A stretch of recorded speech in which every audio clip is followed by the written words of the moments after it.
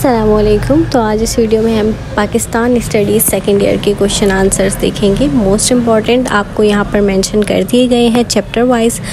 अब आगे हम जो है चैप्टर वाइज देखेंगे, साथ में इनकी टॉपिक्स भी देखेंगे और इनके आंसर्स भी देखेंगे। तो चैप्टर 1 एंड चैप्टर 2 ये स्टार्टिंग का ही है और ये मोस्ट इम्पॉर्टेंट है, इसमें से ज़्यादातर क्वेश्चंस आते हैं। तो हमारे पास ये टॉपिक्स हैं मोस्ट इम्पॉर्टेंट, इसमें भी मोस्ट इम्पॉर्टेंट मैंने जो सर्कल किए हुए हैं ना वो हैं। अब पहली हेडिंग है कि कंडीशन क्या थी साउथ एशिया की इस्लाम आने से पहले।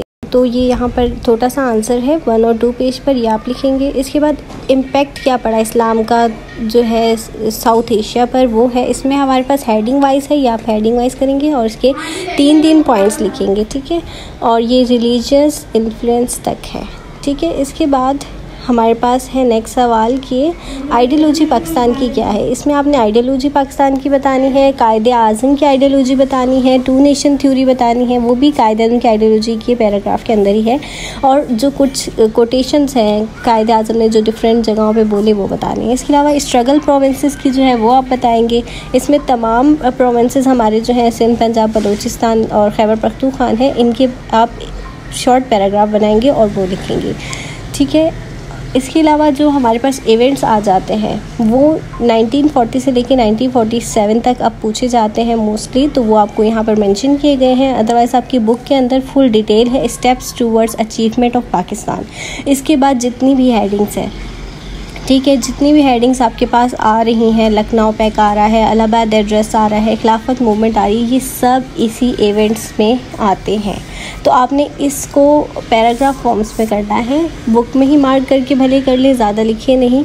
और 14 पॉइंट के पैराग्राफ्स भी करने हैं, जैसे लखनऊ पैक हो गया, खिलाफत मूवमेंट हो गया, ये इंपॉर्टेंट्स हैं, इनको आपने पैराग्राफ फॉर्म में याद करना है। और उनकी जो मेन बातें हैं ना इस पैक्स में, इस लखनऊ पैक में, इलाहाबाद एड्रेस में जो मेन बातें हुई थी वो आपको पता होनी चाहिए। इसके अलावा 14 पॉइंट्स जो हैं वो पहले आते थे कि कंप्लीट 14 पॉइंट लिखें, लेकिन अब ये सवाल या तो लॉन्ग में मिक्स होकर आता है या तो शॉर्ट में पूछा जाता है। तो आप 14 भले ना करें, आप उसकी 10 कर लें या 8 पॉइंट्स कर लें, ठीक है। मोस्टली आप ये करें सवाल। इसके अलावा चैप्टर 2 में अगर हम देखें तो इसमें 2 क्वेश्चंस बहुत ही इंपॉर्टेंट हैं, जैसे कि इनिशियल प्रॉब्लम्स।